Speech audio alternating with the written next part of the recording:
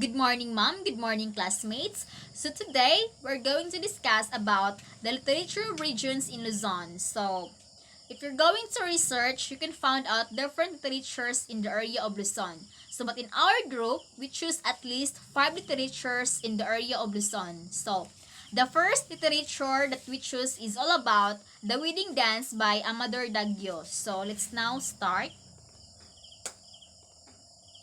in the author's background of the short story. So, Amador Daguio was a poet, novelist, and teacher during the pre-war. So, he was best known for his fictions and poems. He had published 2 volumes of poetry. So, namely, The Bataan Harvest and Flaming Lyre. So, he served as chief editor for the Philippine House of Representatives before he died in 1966. So, anyway, Amador Daguio was died on April 26, 1966 at the age of 54. So let's now move on to... He was born on January 8, 1912 at Lawag, Ilocos Norte, but he grew up in Lubagan Mountain Province, where his father, an officer in the Philippine Constabulary, was assigned. So, he was a class valedictorian in 1924 at Lubagan Elementary School.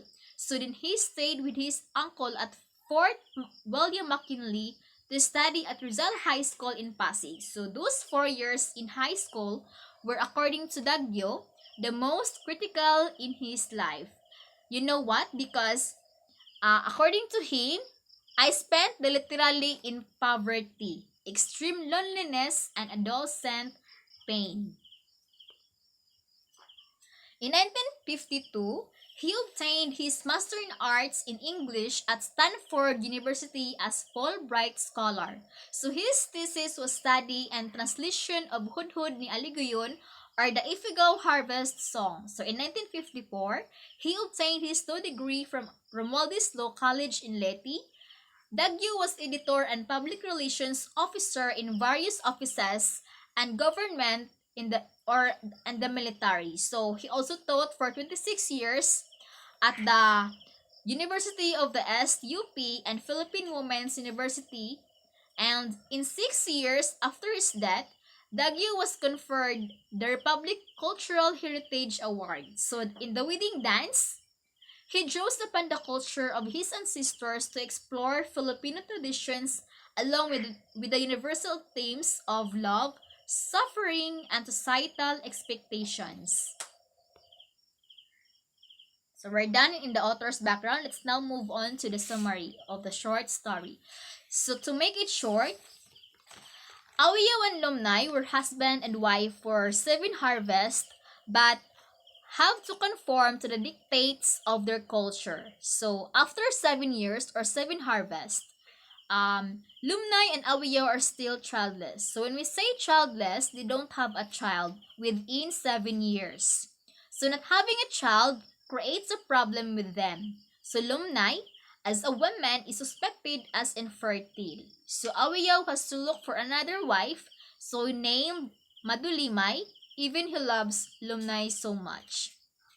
On the night of the wedding, Awiyaw goes to his and Lumnay's house to personally invite her to the traditional wedding dance with her another wife named Madulimay. So, however, Lumnay, the best dancer in the entire tribe, refuses to go.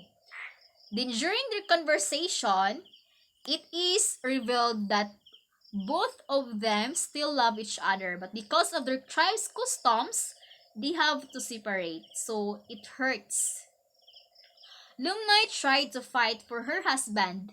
So she tried many things that she can fight her love uh for the for their for her husband. So but she wanted the unwritten law of the tribe. Besides, they both love each other. So during the course of their conversation, Awiya explains his opposition to his marriage to other women. So but it is defeated with their cultural dictates. So the love for their tribe reigned over Awiya gives back to the ceremony. So Lumnay wants to follow, partly because she wants to put a stop to their tribe's tradition of having to marry another partner just to have a child. So